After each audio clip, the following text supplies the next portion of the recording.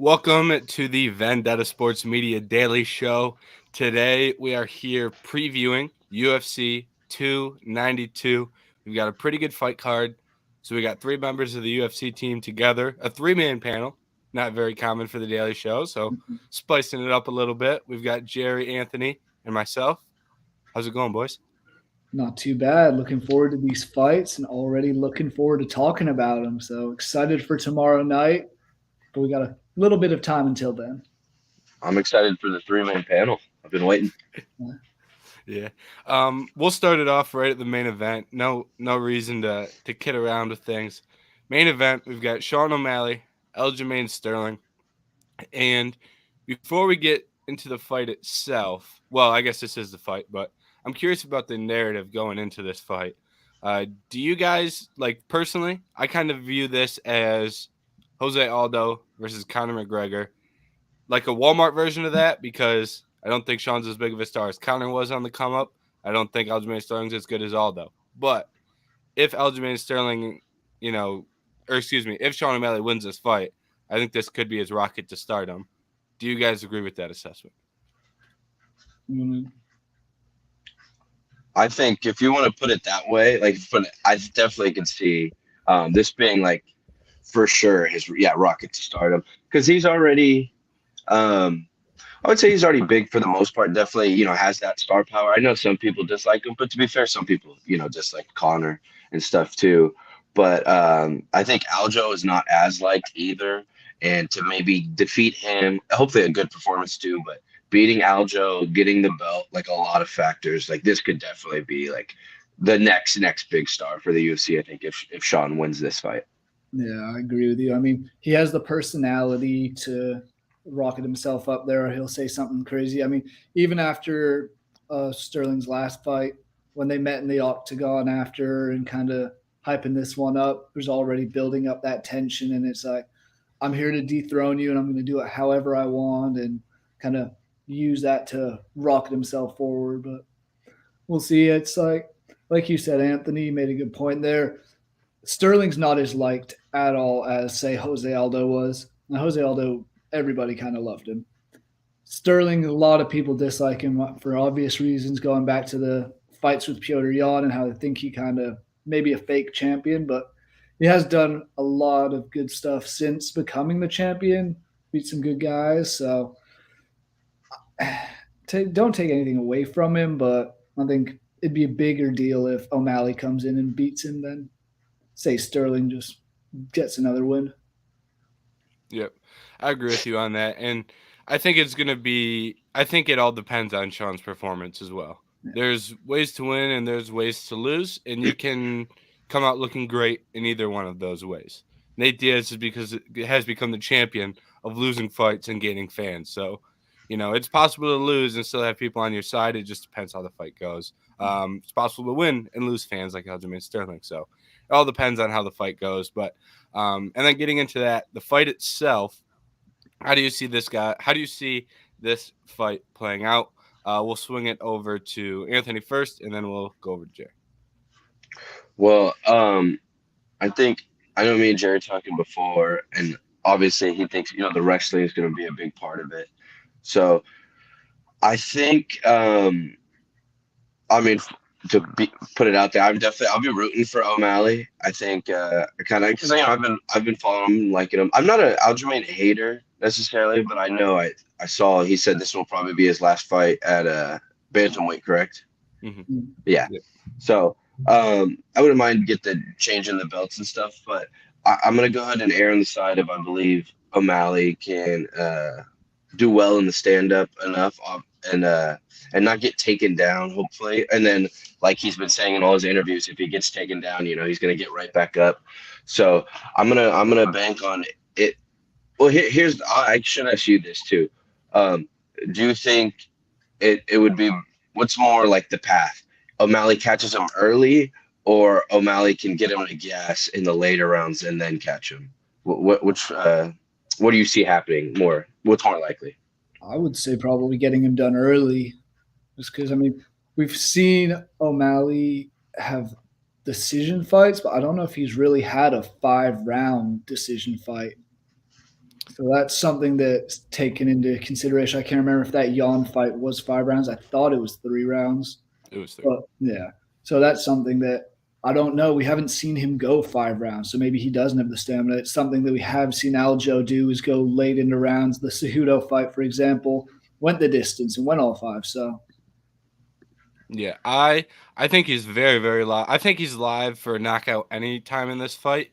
I don't like how Aljo slows down in the later rounds, especially if you look at the Jan and Cejudo decisions. Hmm.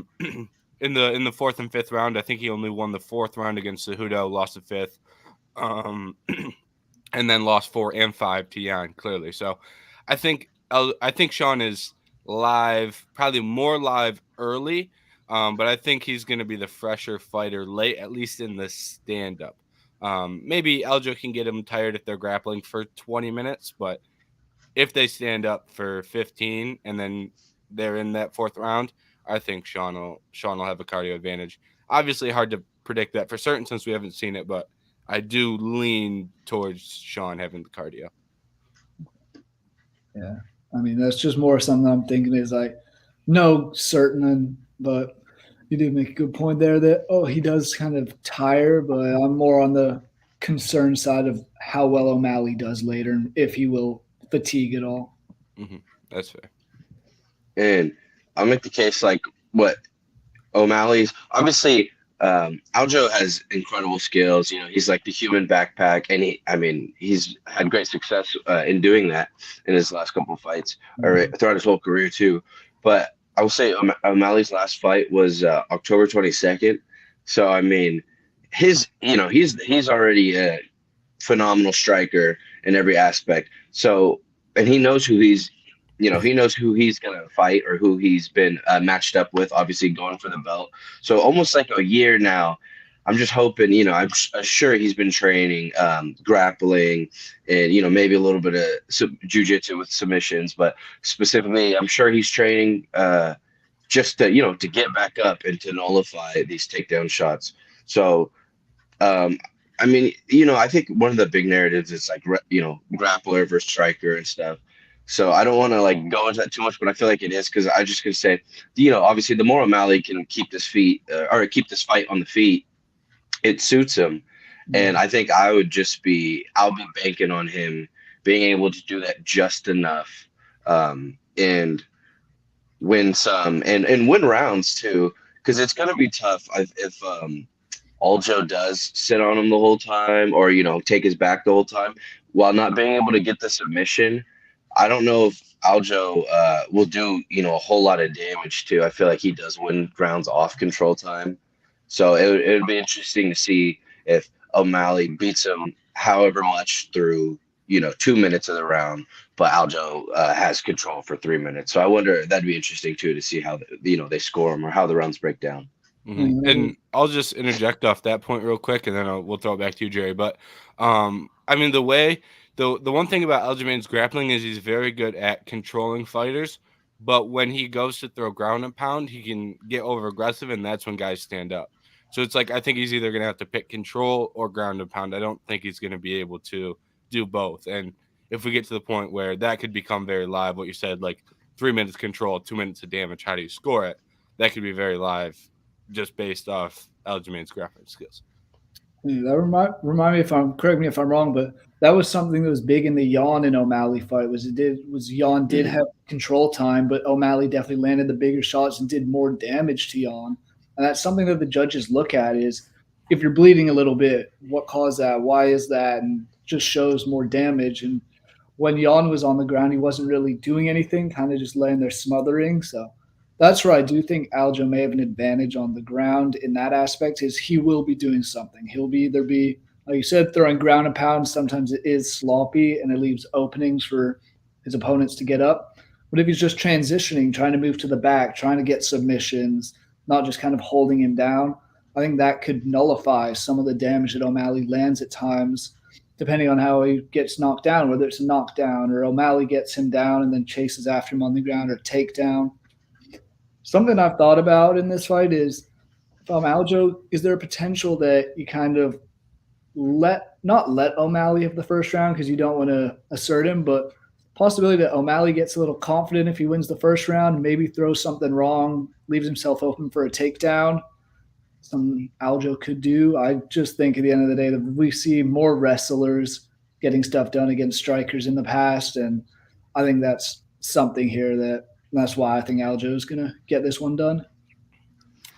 Yeah, I'm gonna go with Eljo as well. But like I think the difference in the striking is gonna be absolutely insane. And every single second of this fight that it's standing, Sean is gonna be very, very live to win. One of the things that really interests me is when you look at like style matchups of who Aljamain has striked with, who he's thrown hands with. Threw hands with Dion quite a bit over the course of those two fights. Threw hands with Cejudo over the course of those fights, and those guys are both a lot shorter. And Aljamain hasn't been forced to strike with a guy with O'Malley's length, which is one of the few guys in the division that is bigger and longer than Aljamain. Aljamain usually has a big advantage in that category. In the Corey Sandhagen fight, that fight was over in a minute, and we saw almost no striking. So we didn't even get to see how he would do against a longer striker. And I think that's going to cause a lot of problems for Aljamain, and I'm interested to see if Sean can use that to his advantage to keep Aljamain out of range to shoot a takedown. If he can keep this range wide and poke at him with long shots and kicks, it could really, really damage Aljamain's ability to get the takedown. And Aljamain at times doesn't set up those shots very well. I could easily see Sean slipping in a knee or an uppercut that does a lot of damage while Aljamain is shooting from too far away. Um, so I think there's going to be a lot of avenues for Sean to find success on the feet. But once Aljamain gets to the hips, gets in on a takedown attempt, gets to the clinch, I think he's going to land takedowns. And I don't know how many takedowns it's going to take, but I think eventually he's going to land a takedown. He's going to be able to get to the back. He's going to be able to either get to the rear naked choke, or maybe he gets to a dominant position and goes ground and pound like he did against TJ Dillashaw. I'm still upset about the ground and pound finish against TJ Dillashaw because I did write best bets, and I did have Aljamain Sterling by sub at plus 500 in best bets, and he went out there and ground and pounded him, ground and pound TKO. So that's a side note, but yeah, I think this is going to be O'Malley on the feet for every second it's on the feet, and then Sterling will eventually get a takedown that does end the fight. So Yeah, I do think that kind of, yeah, like you said, that I mean Aljamain's path to victory is clear, and he definitely the talent. Him as a grappler compared to Sean is very drastic, the difference. So I think, yeah, there's a clear path to where I also probably would lean if I was giving the straight answer. I think Aljo will get it done within 5 rounds and eventually find it. But I just think it's still root picking or still on the side of O'Malley. It's just, we haven't really seen him yet. So he might have that wrestling, that defensive wrestling in his bag, because people thought he was going to get steamrolled by Jan too, and he did a pretty good showing of himself in that one. Obviously, Sterling is a bit different of a grappler compared to Jan, but I then kind of like you said, I just want to double down it is those the length in the knees and kicks. I think is something that could hopefully throw off Sterling. Obviously, there's that Maurice knockout. I want to say Jan hit him with a knee too, besides a couple, besides obviously the illegal one. But so I do think I think that could come into play definitely too. If once Aljo starts getting tired, shoots those horrible takedowns like he did against Jan in the first one, maybe.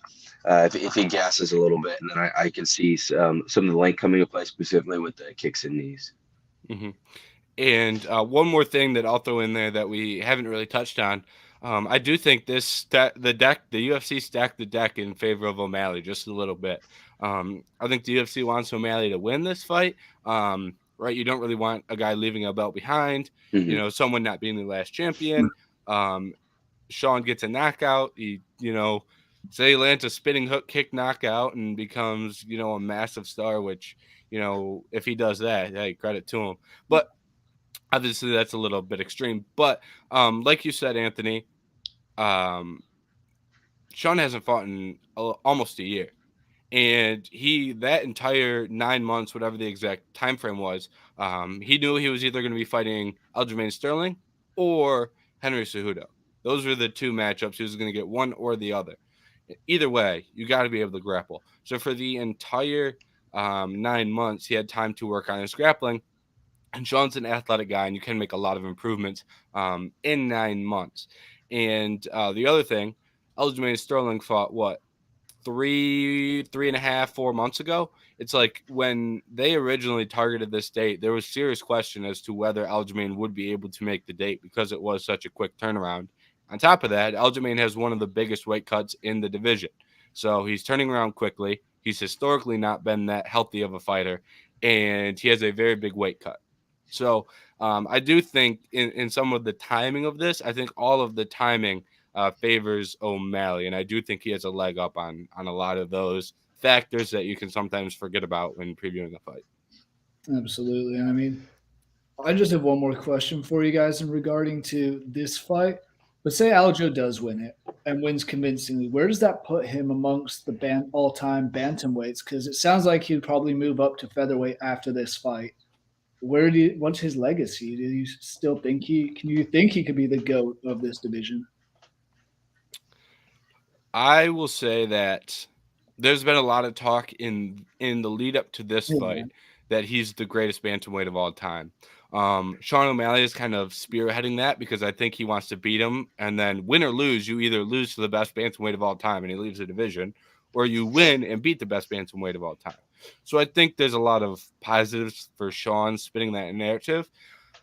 But I can't put him over Dominic Cruz, and I think if he wins, I still can't. Um, Sean would, or excuse me, Aljamain would have more UFC title defenses. Win over Henry Cejudo is a great win in terms of legacy. But I think Dominic, you know, when you take into account what he did in the WEC before the UFC even had the bantamweight division, he was the best then.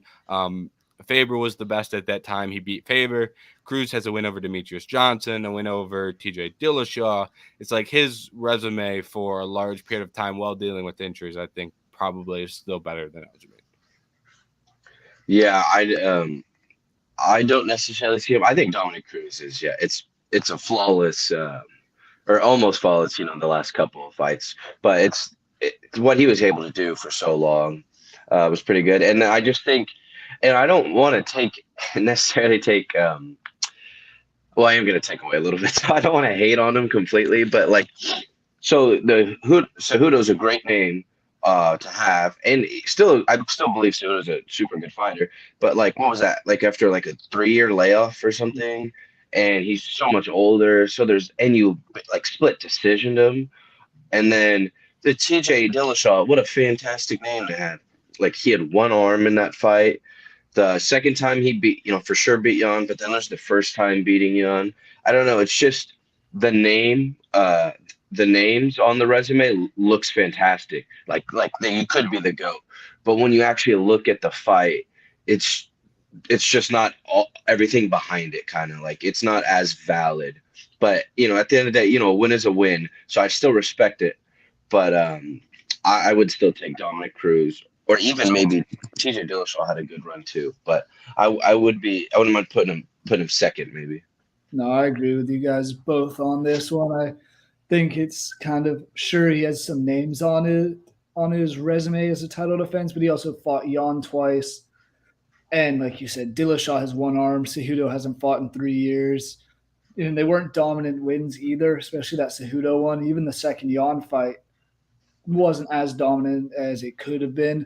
Meanwhile, Dominic Cruz was pretty controlling and a pretty dominant champion and didn't really let it go to split decisions. Kind of, you knew he was going to win unanimously if it went to the judges' scorecard. So I'm with you. I think he's still the GOAT in this division. It would take a lot for Aljo to get that, and it doesn't seem like he will ever have the opportunity because it sounds like he's moving up.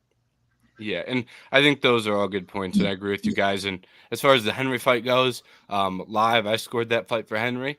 I also bet on Henry, so I thought maybe I was a bit biased. I rewatched it this week for the film study and scored it again for Henry on the rewatch as well. So I think Henry actually won that fight, but I do think it was close enough to where I'm not going to complain about robbery. At the same time, when you think about great fighters and the GOAT of a division, they have amazing finish wins, regardless of who they're fighting. John Jones finished Daniel Cormier. Habib Nurmagomedov finished every single guy he fought for a title at lightweight. So I think there is an aspect of dominance and finishing that is worth mentioning in a discussion of if you're the greatest of all time. Agreed.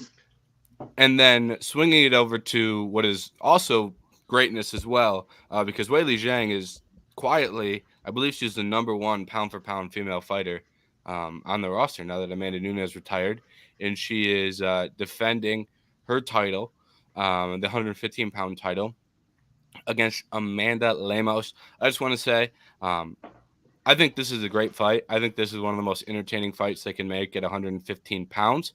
So I'm interested to hear what you guys think on that and how this fight goes, who you think's winning.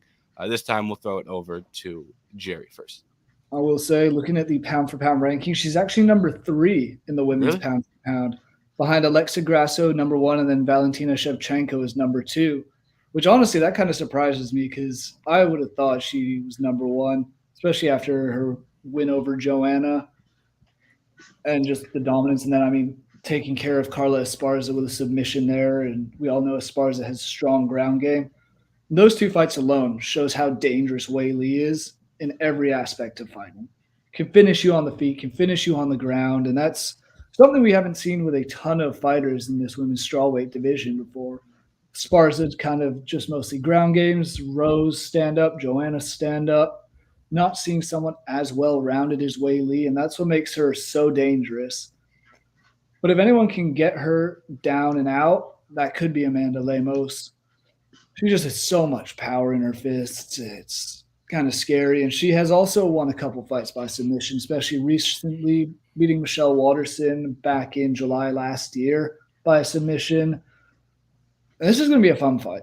I really don't know which way this one's going to go. I can see it going both ways. I do think Weili's a little bit more all around, and she's been on that main stage, been in those title fights, so understands the pressure that can be felt there. I think that just gives her a slight advantage. So that I'm leaning kind of just her way, just slightly.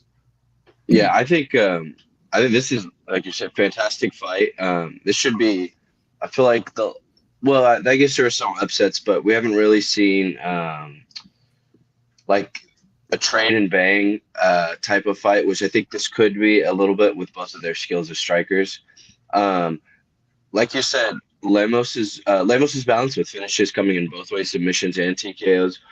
But I would say, to me, Zhang's a little stronger as a more all around balanced fighter. So I am leaning her, but she and who's her last loss to Thug Rose. Yeah, her only 2 Yeah. losses in the UFC were Thug Rose back to back. Okay. So yeah, I mean, I was gonna say because she's disappointed once before, but I mean that was a great fight. That the one of those was pretty competitive. But yeah, we'll see. I think I'm gonna stick with Zhang and say she could start putting some wins together and going on a little run here. I do really think Lemos is a good opponent, but I don't know if she's going to be able to get the job done and get Zhang out of there after, because she herself has had some losses. Like the Andrade loss wasn't the best, specifically now looking at Andrade's last couple fights. But That's a good point. That was Andrade's last win, and it was a standing arm triangle, right? And we've only seen one standing arm triangle in the UFC, and I don't think it's because they're hard to do. I think it's because they're Yeah. easy to defend, to be honest. And that, I think, is kind of my whole thought process on Amanda Lemos' game. I think she's outstanding offensively. Just from an offensive perspective, she throws her hands with insane power. And, she times shots really well. If you're not, diligent, she will catch you as you come in. She'll put combos together. She'll end combos with hooks that can shut anyone in that division. If she lands them, you're going out. So that in itself presents a massive threat. And on the ground, right, I don't think she's this outstanding grappler, but she has a lethal guillotine, which, you know, if you can catch someone coming in once on a shot, even if it's a good shot, if you can set up a guillotine, you know, you don't have to be an outstanding grappler to win a fight. If you can get that guillotine working, it can kind of be a a trick card or a counter to a really good grappler. So but the opposite side of that is defensively, I don't really love Lemos, especially her defensive grappling. So I think in this fight, I think Whaley probably takes her down. I rewatched the Joanna fight, and Joanna hit her with a good 1-2, and then Whaley shot a takedown, got to the clinch, and Whaley is impossible to deal with in the clinch because she's insanely strong. Right, there's just not another fighter in this division that has the strength to deal with her in the clinch. Whaley tossed Joanna around in the clinch, started throwing massive ground and pound shots.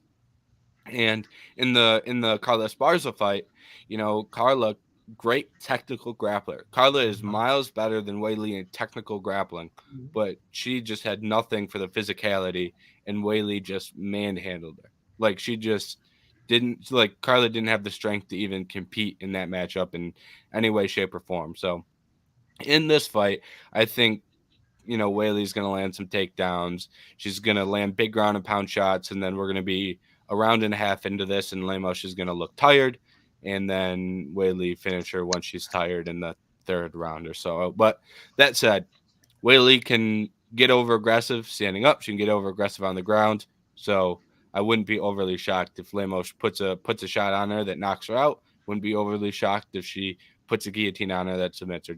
That's just kind of the fighter that Lemos is.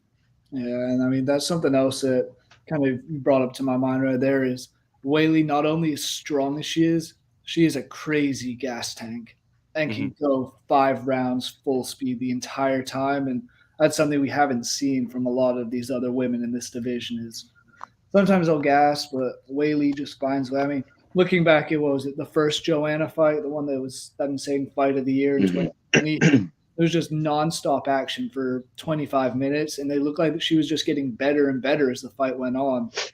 Something to consider. Same with that second Rose fight. She just kept going, and sure enough, that Rose did enough early on in that fight, I'd say, to get the split decision. But she just is she's a different monster in this 115 division. She has a very Yeah, strange combination of cardio and strength that Mhm. few fighters have. There's some, but you shouldn't be that strong and have that good of cardio.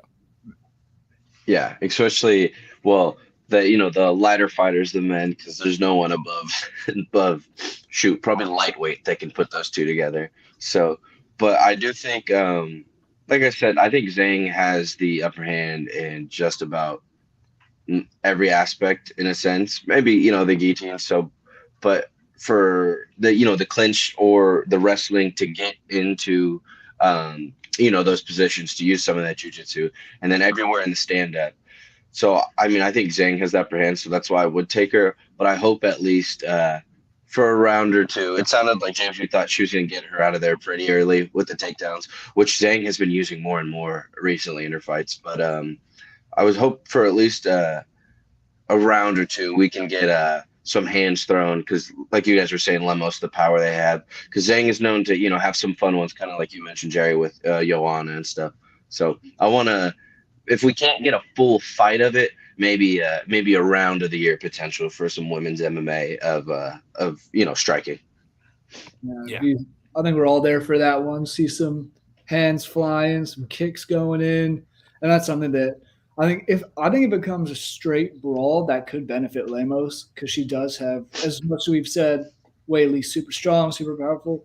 Something about Lemos is stealing her knuckles, and all it takes is one punch to end the night. hmm I'll end this on a. I agree with everything you guys said, and I'll end this on a little fun fact. I was listening to John Anik's podcast, and apparently, Wei Li Zhang is a massive Tom Brady fan. Absolutely loves the Patriots, and that's why she wanted to fight in Boston. Hmm. Huh. So I'll Little go for fun fact Lemos for you now. guys. Yeah. Little fun fact that caught me by surprise. Um, Moving down the card, third fight down, no more titles on the line, but we do have a pretty solid prospect at this point. Ian Garrett, who a lot of people are excited about, taking on Neil Magny. I will say, I am quite upset we're not seeing the Jeff Neal fight. Nothing against Neil Magny, but Ian Gary versus Jeff Neal had fight of the night. Fight of the year, maybe a little Little short. hyperbole, but fight of Uh-huh. the night was that fight was going to be great. I was so excited for that fight. That was probably one of my, besides seeing Cody Garbrandt leave the card, obviously for like specific rooting, but as a fight, oh, that was that was one of my main ones I wanted to see. Mm-hmm. Looked so entertaining on paper, and I mean, Jeff Neal was ranked number 8. Ian Gary's trying to break into that top 10 now, and to me, that would have been a fight that we would have learned so much about him because we haven't seen Hmm. him do much wrestling. Or Jeff Neal was a guy who could potentially take him down and try and find that aspect of it. So I'm really bummed we didn't get that one, but Neil Magny will still be a fun fight. Yeah, and before we get into the fight itself, I also want to touch on a couple of narrative points in this one. First, I want to get you guys' thoughts on: do you like Ian Gary? Do you maybe you like him, like his stick, dislike his stick? Because I don't know. The one thing I will say about Ian Gary is I don't know if he's playing a character, if he's really himself. I honestly have no idea if it's a character or not. But I'm interested if you like Ian Gary, if you think he can become a star, and then at the press conference, do you guys think? I don't know if you guys watched the press conference, but if you watched the press conference, you guys didn't. All right, well, then we'll just go with that. But at the press conference, Ian Gary had Neil Magny quite rattled. I've never seen Neil Magny so upset at anything in my life. He was in Neil Magny's head pretty bad, but I guess then just off the star power itself, do you guys think there is that potential with Ian Gary? Do you want it, Anthony, or you want me to go first? Oh, you can start. I really do think there is, and I don't think he's playing all that much of a character. We saw the same thing with Connor when he first came up, and it's just that Irish attitude. They're just entertaining guys. They just want to talk and talk and talk, and they let their actions back it up. And that's what we've seen with Ian Gary so far. Now 12-0. I thought Daniel Rodriguez was going to give him a bit more of a challenge, but first round TKO ended that one. And I'm going to go back and watch the press conference. I was working, so I wasn't able to see it live. But I'm not surprised he had him rattled. It's just something about it. It's kind of, to me, I think about it as the soccer champs. You think of the stuff that gets said at games here. It's all this little stuff. Meanwhile, you go across to Europe, even Ireland, England, the rest of the country, the rest of the continent. They find things to get in people's heads, whether it's going after your personal life or whatever's happening, something you've done wrong in the past. There's find ways to just get inside people's heads, and I think that's something that Ian Gary is taking advantage of in this one, is finding a way to rattle someone. That also, he's taking it on not super short notice, but definitely shorter notice than he would have been otherwise. So it's maybe just something else to add to it. Yeah, I see the potential specifically, or not, for multiple reasons. One of the main ones being just location of where he's from. I think anytime big fighter from England, from Ireland, someplace like that, you're gonna have a country behind you, so it's a good way to generate fan base that way. But I believe in the talent a bit too. I mean, he's been impressive. So as in that he can reach the certain heights that he's going for. And then I wasn't able to watch the press conference yet, but I mean, sounds like he's already working the mic and getting the headlines that way too. So that's a good sign for for some superstar potential. But I will say, I think it does surprise me a little bit because I mean Neil Magny, that's like a vet of all vets right there. So Yeah. he can't handle a little press conference. So that is interesting. I'll have to watch that afterwards. But I mean, I could definitely see a pathway that Gary, becomes pretty popular and pretty big. Mm-hmm. I will say the press conference. Put your seatbelt on. It was something.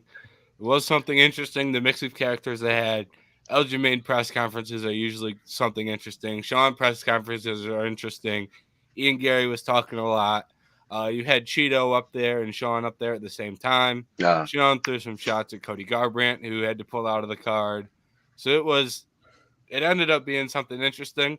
The level of trash talk, I think we had a couple. There were a couple stingers, a couple laughs, but as a whole, there were some. Oh man, that was there Some were some bad cringe. ones. Yeah, there were some bad ones. It was you could tell Aljamain Sterling was up there, and I like Aljamain, but the level of trash talk is not great. I can't wait for someone who can actually talk trash to come to the UFC, but Yeah. that's besides the point. The fight itself. How do you guys see this going? We have Ian Gary, like we've talked about, the top prospect. Neil Magny, 30 UFC fights, the ultimate veteran. Do you think that Ian Gary is going to continue his climb? Do you think Neil Magny stops hype train? Anthony, we'll throw it over to you first this time.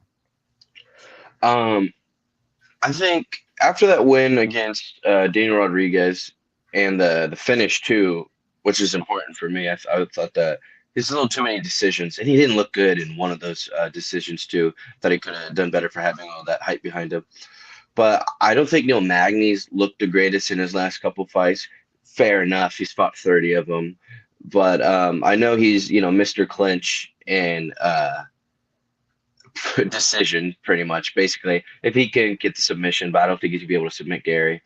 But I'm gonna take Gary for the striking, for the age difference, even just for the as much as you probably shouldn't put this in a fight, just the trajectories of both of them and like the hype that's behind him. I think this is a great way for Gary to kind of you know break into that next level for more casual people, especially on a fight card like as UFC 292. So I think the striking is going to be a lot. Neil Magny, does have the gas tank too, but I just don't find Magny as dangerous as he was, say, a couple years ago for someone like Gary. Yeah, I I don't think, agree. yeah. No, go ahead. If you have another point. I was just gonna say, I don't think. I think Gary has more tools, even physically right now and then striking and on the ground to lose to Magny's clinch warfare.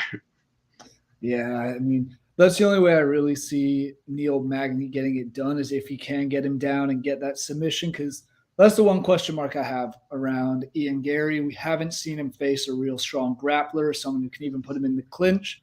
It's always been that kind of favorable matchups that we see some young prospects that they want to rush up, get.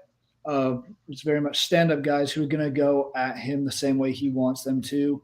And sure enough, he's been finishing a few, getting decision wins. Fucking flies. But I just think Gary is too young, too good.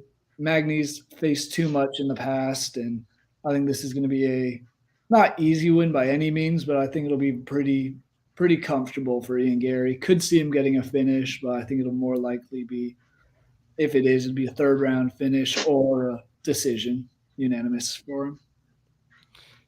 Yeah, I really don't see a good path to victory here for Neil Magny, but I am excited to see how Ian Gary reacts to just the absolute clinch cage push 15-minute.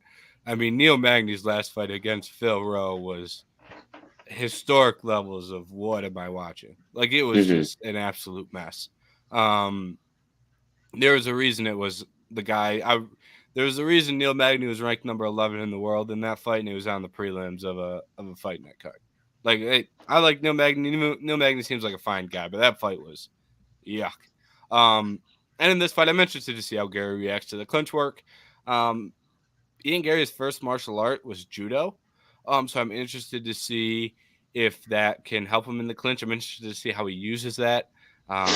Neil Magny, not really that good on the ground, even as much of a guy who grapples as much as he does. He's not an elite grappler. He is an elite clinch guy, but he's not an elite grappler once it hits the ground. And I mean, he got ran through by Shavkat and Gilbert on the ground, but Hmm. those guys are great fighters. But I have bought in on the potential of Ian Gary a little bit. Maybe not as high as some other people. Anthony, you said earlier, some of the uh, performances on the come up were a little underwhelming. I agree with that. I was not as high on him. D-Rod performance got me back on the potential. So I do think that's still there. Maybe I was a little bit off in the first place.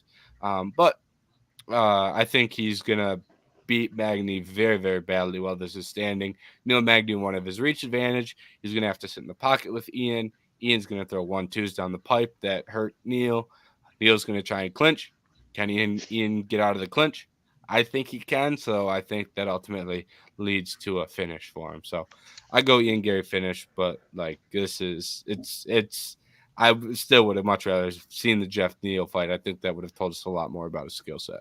100%. And I mean, just one thing I want to say about in the clinch, I feel like Gary has that ability to throw some knees, throw some elbows if need be.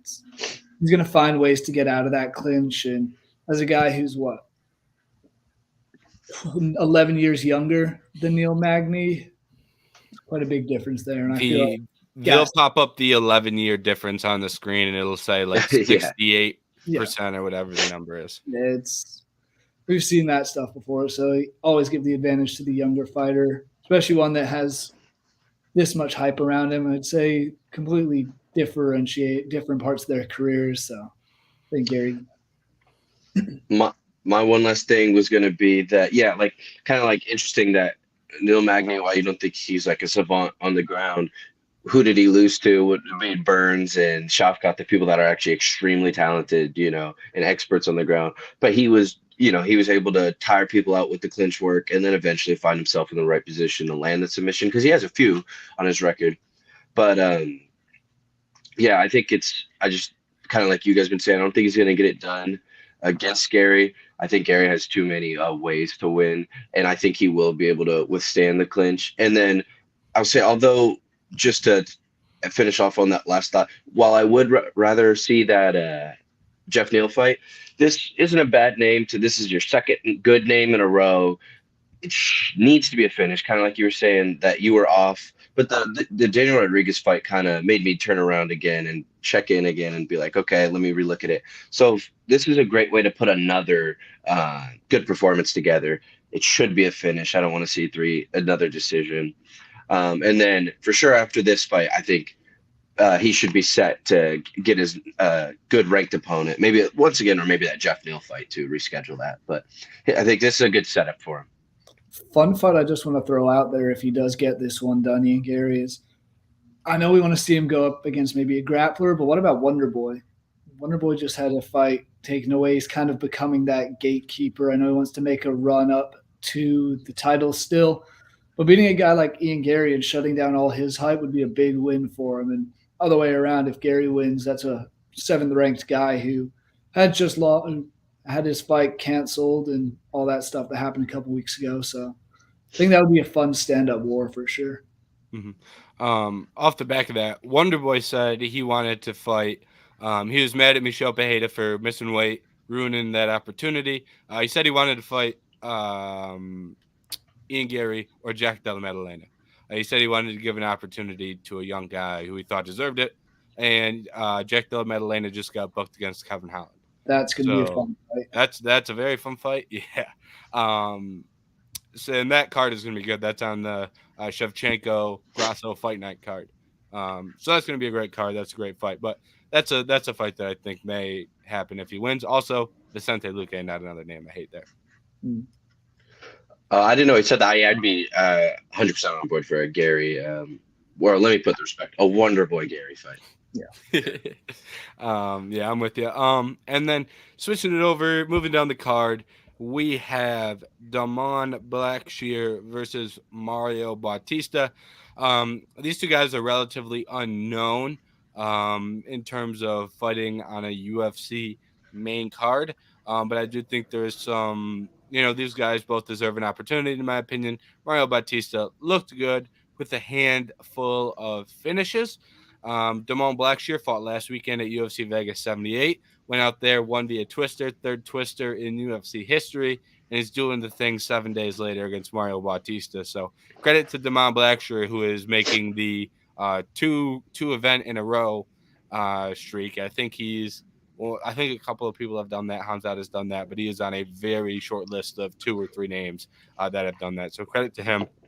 Now, as the fight itself goes, I think we see a lot of grappling. I'm interested to see what you guys think, how this fight goes. Jerry, we'll throw it over to you first. I mean, we saw Blackshear get the twister win last weekend. Anytime you're coming off of 7 days, notice. Not even, I was going to say 7 days rest, but there is no rest when you're going like, into cutting weight. And I'm honestly, this isn't even a catch weight fight, is it? Nope. It's They just rebooked it right back at the 135. So he's making yeah, 135 2 weeks in a row, which is a shock that's to me. that's going to be a lot. But it is a complete grappling war. You saw Mario Batista's last three fights were all submission wins, and through getting it, not the best opponents, but Brian Keller's no slouch, Benito Lopez and Guido Canetti. Not terrible names, nothing anyone, not household names by any means, but he gets it done on the ground. Blackshear got it done on the ground last week. I'm expecting some sort of submission finish one way or another, and I'm leaning towards Batista just because of all that extra stuff going on with Blackshear, second weight cut in a week, and kind of that aspect of it. Yeah, I obviously big Cody Garbrandt fan, so I was sad to when that fight didn't happen. But I think the Blackshear stepping in gives the fight the little spice instead of it's just like a replacement fight. You do get the little extra spice of like, okay, he might, 7 days, he could it'd be insane if he pulls this off. So I'm still interested. I will say I'm not extremely familiar with Batista. The Keller fight I remember, and I think I remember him looking good against Benito Lopez, but I didn't. Yeah, I'm not the most familiar with him, so I'm gonna maybe be biased off the 7 days and the twister that just happened. So I'm kind of rooting for Blackshear for the story and stuff. But either way, I would just be happy with like a good grappling, jujitsu little face off on the second fight of the card. I think would be entertaining. So I'm here for it. Yeah. As far as this fight goes, I think we get a lot of grappling. It's hard to say who's going to win, to be honest. Mario Bautista has looked great against guys that are fine. I think Blackshear has fought a much better level of competition. Jose Johnson, not much on the ground, but he fought Farid Basharat, who I think is a good prospect. He fought Luan Lacerda, who has 2 fights in the UFC, and he's fought Blackshear and Cody Stamann. He was competitive in the Cody Stamann fight. So I think Blackshear has fought the better level of competition. I will lean Bautista though, just because he's a good grappler. So, you know, I don't know. He might be. I think he's a little bit cleaner on the feet. Once again, hard to tell based off the competition. So I don't really have that strong of an opinion. I do think Mario's a little better. I think Blackshear. Also, I looked while you guys were talking. Blackshear made weight at 135 and a half, by the way. So I forgot to look beforehand, but for him to make weight 2 weeks in a row, he didn't even miss weight. So credit to him there. And yeah, I just struggle to pick someone who's fighting for the second week in a row. I know he didn't take much damage, but there's a reason we have only seen that a handful of times in UFC history, and it's not because it's an incredibly successful thing to do. I hope he wins. Like you said, Anthony, the narrative of winning 2 weeks in a row, Twister to pay per view to win. I think that is a great story. I hope he does it, but I can't be confident in picking that outcome to happen. Yeah, I was looking that up while we were discussing this. He is only the second person in UFC history to be doing a fight on 7 days' notice. Hamzat did 10 days in between his, but Lupi Godinez was the one who has a 7 day notice, won her first fight in submission, and lost the unanimous decision in that week later. So something to throw out there. Yeah, that's right. Hamzat was on that Wednesday card. There was a random card Uh-huh. 2 years ago. Fight Island. Yep, Fight Island. I want to say it was Chiesa and Magny were the main event. Not 100% sure, but I believe that was it. And I'll tell you what, there's a reason that card was on it was a Wednesday morning also. It wasn't even a Wednesday night. There's a reason Magny and Chiesa were on a Wednesday morning. I'll just say that. Moving down the card. The card opens with a pretty big fight here. We have Marlon Chito Vera taking on Pedro Munhoz. This fight ends up being pretty important just because the UFC really wants to give Chito an opportunity. They really want Chito versus Sean in a title fight. If there's a reason they booked Henry versus Chito That wasn't they weren't just throwing darts at a dartboard. They, were hoping Cheeto was going to win that fight, and then they could sell you Cheeto versus Sean if Sean wins. So big opportunity here for Cheeto. Marlon Rice, veteran, coming off a good win over Chris Gutierrez. How do you guys see this going? Jerry, we'll throw it over to you first. I do think Cheeto is a little bit better of a fighter. He has one loss in his last 5 fights, and that was a split decision against Corey Sandhagen earlier this year. Sandhagen, we saw go out and do what he needed to win unanimously over Rob Font. So that's not a bad loss to have, and they do want it. That's the thing. The UFC wants to see that rematch of O'Malley and Vera because that was the one where that's O'Malley's only loss, where he stepped back, broke his ankle. So that was that fight, wasn't it? I mean, he's undefeated, but Yeah. no, it was that fight. Yeah, No, Cheeto hit him with a kick on the nerve, and the leg went. Yeah, and he went down. So get a rematch of that, and I mean, we saw O'Malley wants it. He already said he wants when he wins the belt, he wants that to be his first title defense against Cheeto. We got to get that loss back if it's even really a loss, which in his mind it's not. So I do think Cheeto has the more favorable matchup. And I mean, the only concerning thing is he was preparing for Henry Cejudo, who definitely more of a grappler, but then Pedro Munoz is, but Munoz has not looked good really in that much recent time. Obviously, had a no contest against O'Malley with an eye poke. Otherwise, he has 2 wins in his last kind of 7 fights.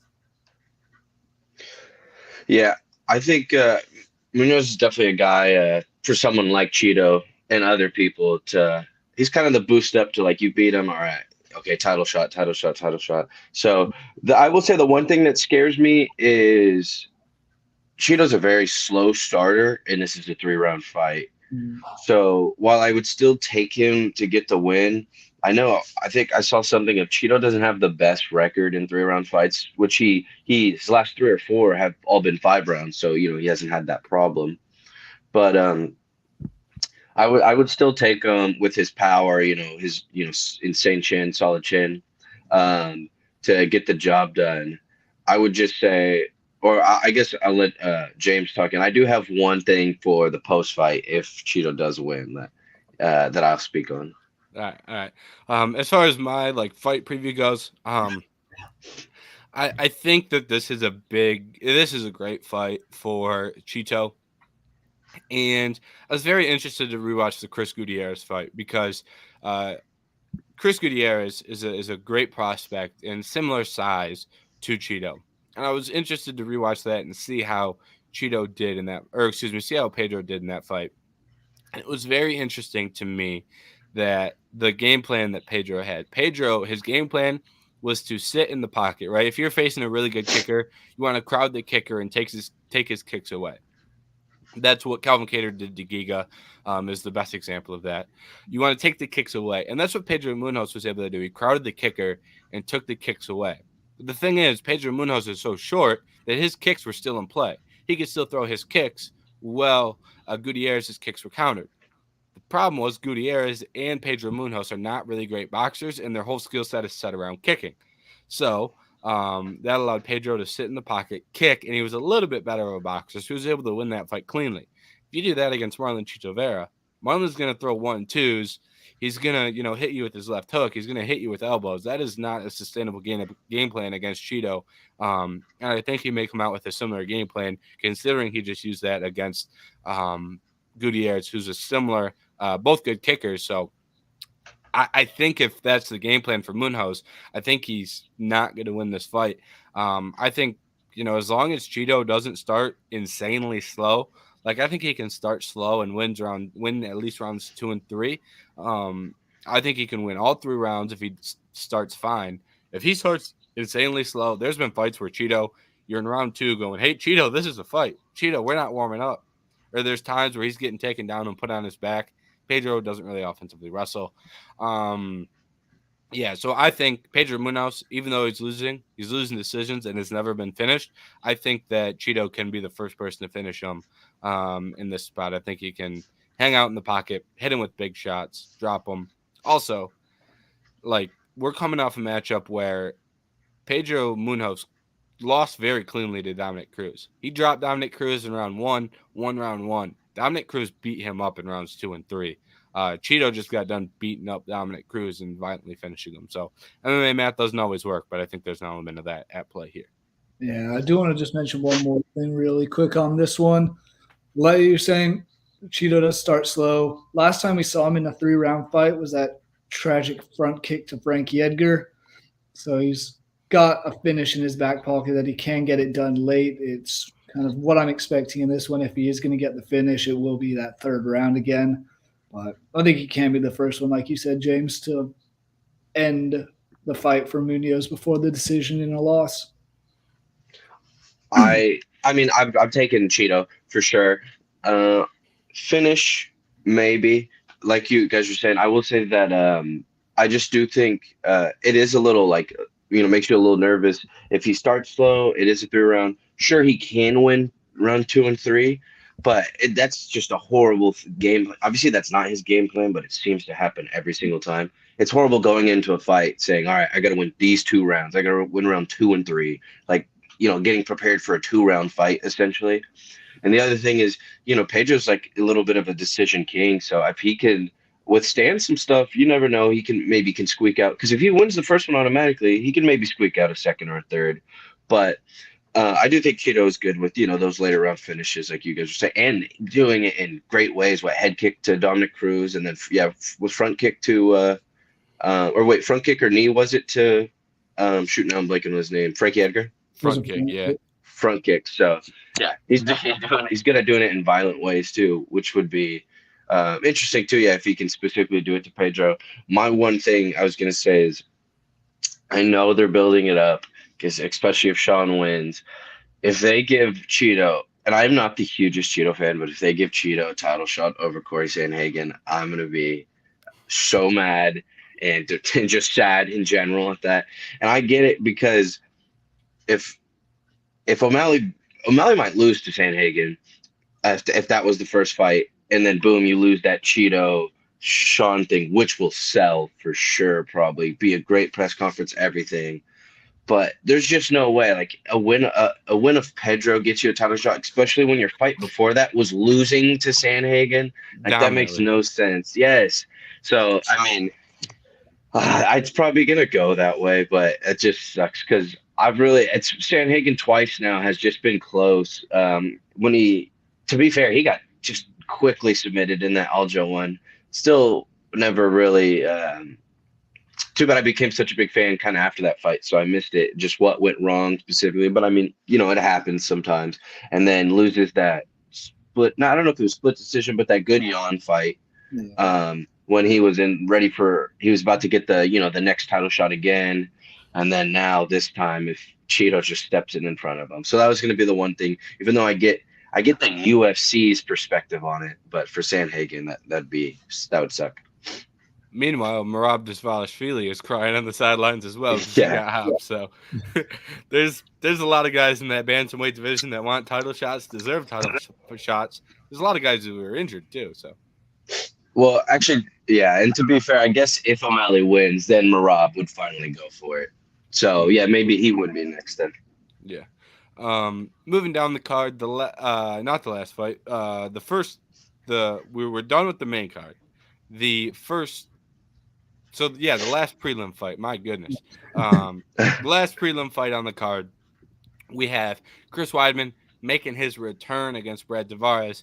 2021, he breaks his leg against Uriah Hall. Violent injury there. Do you guys think that the 39-year-old Weidman has another one in him?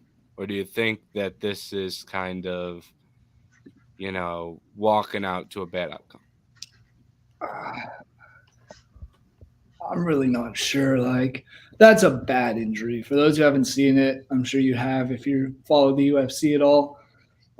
To me, it was the irony of the same thing happened to Anderson Silva against Weidman. That was just weird, kind of UFC world moving in mysterious ways. But this is not a favorable matchup for him. I know he's old, but like Brad Tavares has lost his last two, got not TKO'd in the first round of his last fight against Bruno Silva, lost to Drissis Duplessis. So it's not like he's losing to bad guys.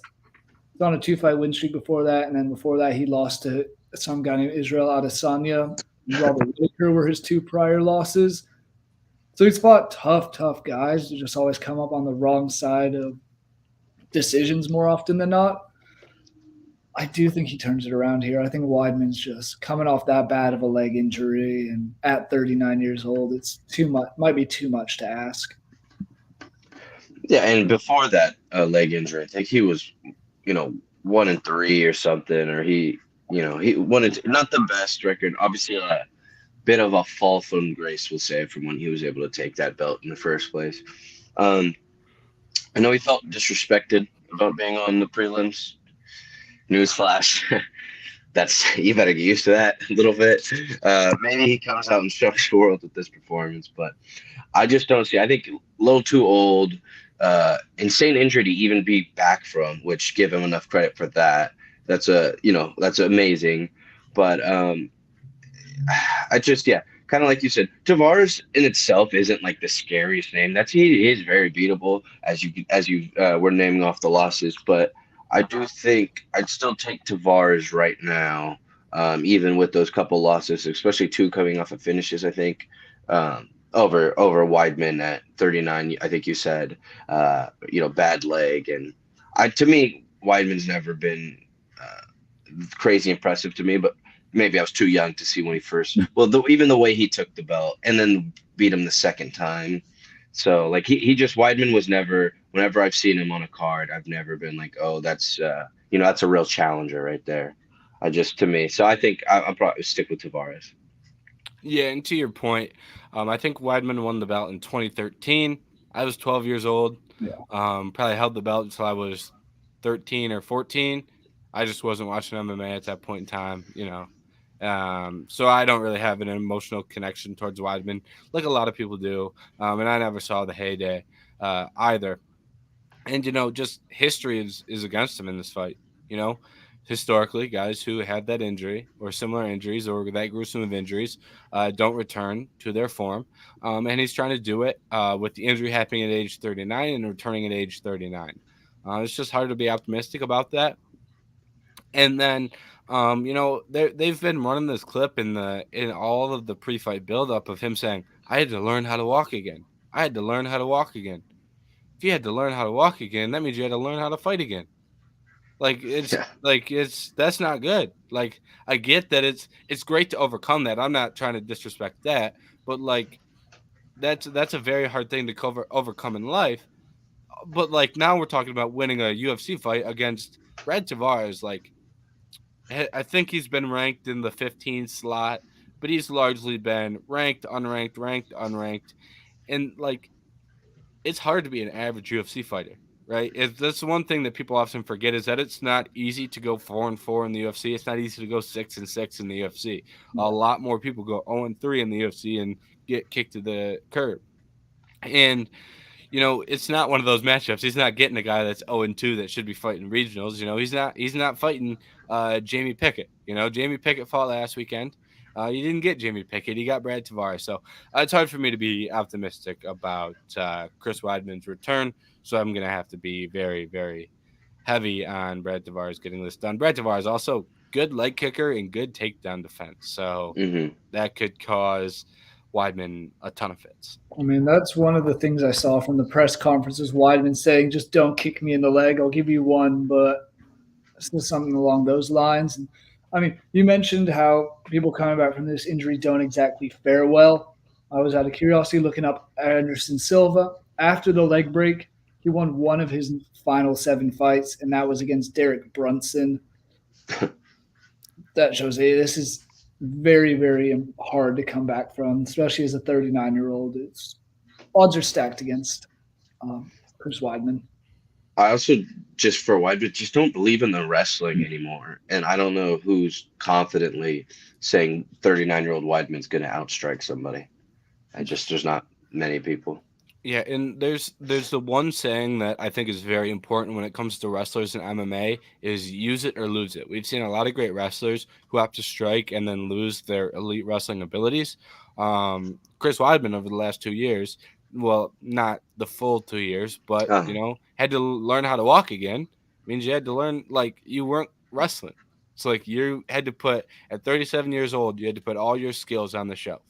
That is not good. That is very, very bad for a 37-year-old. If you go inactive, you will lose your skills quickly. Um, so it's just like things like that just make it hard to pick him in the spot. Um, and then we'll end the show with quickly going over our tough finale. I think we all three of us watched The Ultimate Fighter or parts of The Ultimate Fighter. We'll start with I honestly don't know which one comes first on the card. Um, the We'll the go ahead. first one in terms of the first prelim fight is the Brackettona and Cody Gibson one, then Austin Hubbard and Kurt Hollabacher after that. All right, so we'll start with the Katona and Gibson matchup first. Um, Anthony, you want to start us off on Katona and Gibson, Ultimate Fighter finale, 135 pounds.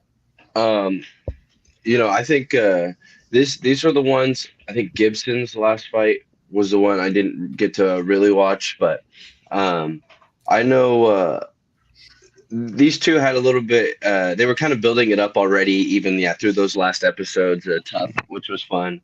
Um, I think. I guess no, these two wouldn't be big enough, so that was the time to do it because it's not like they would be at a press conference. But yeah, it was fun. I think it's Gibson was definitely a more of a wrestler, if I'm correct. But I think I don't know as much as Katona was such a diva on the show. It's hard to after living with these people for like 10 or more than 10 episodes. It's kind of hard to without bias break it down because I definitely do want Gibson to win, even though I think he's I mean, he's not a saint himself. He can get a little bit of babyish at times, but I think good wrestling, pretty good hands, pretty balanced too, actually.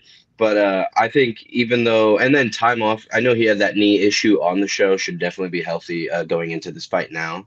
I think I would take Gibson as a little bit more balanced. The wrestling that he has, but I'd take him in the striking department. I think to overwhelm, we'll say, Katona.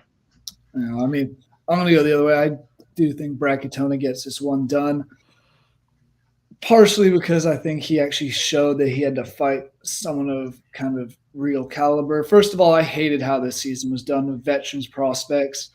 It was clear from the get-go veterans were going to whoop every single prospect they faced. The only prospect that did win was Rico Discalio, and he got submitted in the first round by Cody Gibson. So that just shows the caliber of that. I'm just going to say that part. But looking at the losses of when they were in the UFC, Brad Katona was in the UFC much more recently as the tough winner of season 27. So he has that. And his first loss, his only two losses were in the UFC, both decisions against Mirab, and one of them was Mirab Divashvili, which you look at the other way. Aljamain Sterling handed Cody Gibson his first loss back in 2014. I think the age will be a little bit beneficial and more of the recency because Katona's 31, Gibson's 35. I'm going to go a little bit in the way of Brad Katona. I think he does get it done. Yeah, I'm gonna go Katona too, and I'm just picking Katona because he beat Timur Valiev. Timur Valiev trains with Habib, trains with Islam. Really good wrestler. Probably should not have been cut from the UFC. Like he was, like I was pretty confident that he was gonna win the Ultimate Fighter at 135. And Katona beat him. I thought, very close decision. I wasn't really scoring it live when I watched it. So I don't really care who they gave the decision to. I think I'm not going to complain either way. But getting into a close fight with Timur Valiev is not easy to do. So I'm going to take Katona. I don't really have, that strong of an opinion, but I do think Katona is just slightly better on the feet. It's nothing Nothing crazy though. I wouldn't be absolutely shocked if Cody Gibson wins. So, Cody Gibson, good grappler too. Good body triangle. Got a sub on the show. Maybe two subs. I don't remember how he won his first fight. It was. I think he was one of the first fights on the show. He had a TKO in the first fight. Oh yeah, he landed a flying knee on Mando Gutierrez. That was actually a good win. Yeah. He beat the same guy that Raul Rosas beat on Contender Series. So is that a good win? I'm not sure. I like Mando Gutierrez for me because he's from Michigan, but now we're getting really off the rails. Anyways, so I'm taking Katona. The other Ultimate Fighter fight, we've got Kurt Hollabaugh versus Austin Hubbard. Um, Kurt Hollabaugh semifinal fight. Him and Jason Knight literally just threw leather until Hmm. one of them dropped, and it was Jason Knight. Jason Knight didn't have much defense, but great fight. Austin Hubbard semifinal fight was one of the most boring fights I've ever watched against Roosevelt Roberts. I fell asleep during the fight. Ultimate Fighter started at 10. It was about 10:45. They were fighting. I fell asleep. That might be my bad. It might be their bad because it was a boring fight. But either way, it wasn't a great fight. So, what do you guys think here coming in to the UFC? Which guy gets contract? Do you want to start first on this one? Sure. Yeah, like you said, James, that Austin Hubbard and Roosevelt Roberts fight was a snooze fest. They made the whole thing in that episode of, oh, these guys are good, weren't meant to make friends in the house. They ended up becoming good friends and training partners. So it looked like a friend fighting a friend in there. Didn't really do too much either way. Meanwhile, Kurt Hollabaugh, Jason Knight was a dog. He's a pretty solid fighter. I mean, he looked like one of the more dangerous guys, and the coaches were saying it. Dana was saying it that he was one of the favorites in that lightweight bracket, and Hollabaugh went toe and toe with him, just swinging, and ended up getting the TKO victory. So I think for that might be some bias in terms of an exciting fighter against a boring fighter in the semifinals, but I'm gonna go with Hollabaugh to get it done and win that UFC contract. Um, I think so. I'm gonna go with Hubbard because I was actually kind of a fan of Hubbard when he was in the UFC. I didn't think he should have been cut. I thought he showed off some decent skills, so he was my pick to kind of win it this season. Although Hollowell did look, pretty scary. I just think, that Roosevelt fight was boring. They were trading a little bit, but Hubbard wasn't getting. Me personally, I'd take Roosevelt over Jason Knight. And I think while Roosevelt wasn't able to hit Hubbard as clean compared to, Hollowell just kind of running through Knight. Knight was very touchable in his first fight against that first rookie. He just, that rookie, you could tell had never been really punched in the face before a whole lot and kind of curled up quick. But so I would take Hubbard in this. I think, I don't know. They're definitely both going to trade. I think I could see Hubbard working in some of the striking, mixing it up a little bit more, not being as headhunterish as Hollowball was in that last fight. So I think I just would kind of see the skills for me a little bit going to Hubbard, even though Kurt brings that tenacity and and that walk him down mentality. But I'm going to stick with my pick the whole time. No reason to switch up now, and I'll go with Hubbard. Yeah. I've been 50-50. Excuse me. I've been 50-50 here, to be honest. I've been going back and forth. Austin Hubbard, good wrestler too. I think he'll have an advantage if he's able to mix in his wrestling.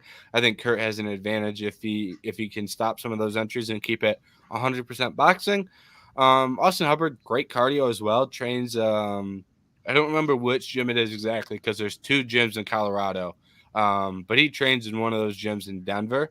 So he's got pretty good cardio. He's been training at elevation for a long time. So I lean towards Hubbard just because I believe it was Kurt's first fight was against Lee Hammond. And I'm not sure if Lee Hammond is just really, really good and wasn't able to get the win there. But Lee Hammond dominated a large portion of that fight with his offensive grappling. Kurt pulls off a Hail Mary sub. So I think Austin can land some takedowns and control the fight on top for enough to win this fight. But I'm not overly passionate. I'm not overly passionate about takes on either of these Ultimate Fighters fights, just because I don't think any of these guys are outstanding.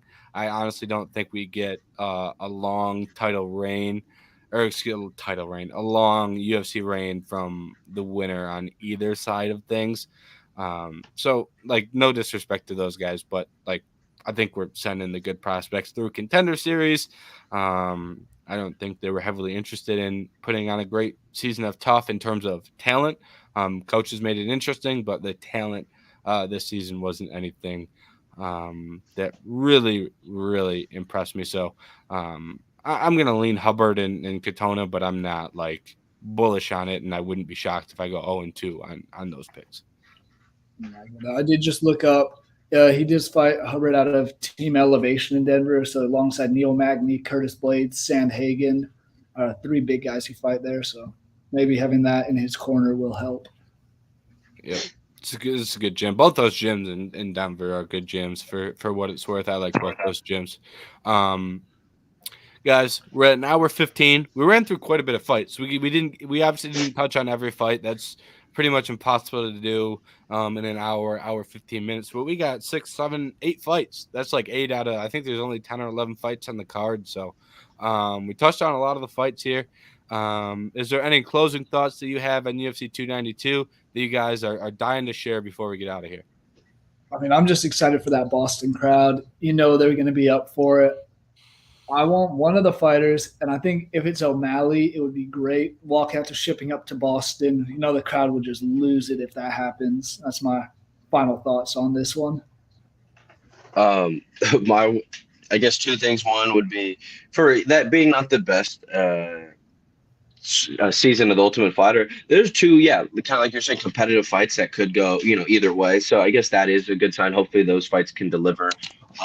And then, yeah, I'm excited for the card. And then if Zing is a just Brady fan, apparently, if she could get the dub, I think they should put a Brady jersey on her, and that would just be the cherry on top. That would be. Yeah, I'm with you guys. I'm excited for this card. I think there's a lot of potential to have a really interesting Sunday and Monday. I think there's a lot of outcomes that could really shock people. I think there's a lot of outcomes that could, make guys superstars. We're gonna have a lot of discussions on, what's next for some titles. What's going on at 135 title? Do we have a new champ at 115? I think there's gonna be a lot that comes out of this card. A good mix of talent, stars, name value, some prospects. So I'm excited for this card. I think it's a well balanced card, and I'd say it's an above average pay per view. So I'm excited to sit down on Saturday and watch it. So that's going to be all for the Daily Show. Sitting at an hour 17. We went a little long, but that's the nature of the Daily Show when we're talking UFC. So hope you enjoyed it. Make sure to subscribe to the YouTube, and yeah. If you love the UFC talk and you're still here, we've got I did the film study. We got UFC articles. There's plenty of UFC content at Vendetta as well if you're interested for more. But most importantly, thank you for tuning in, and we'll see you next time.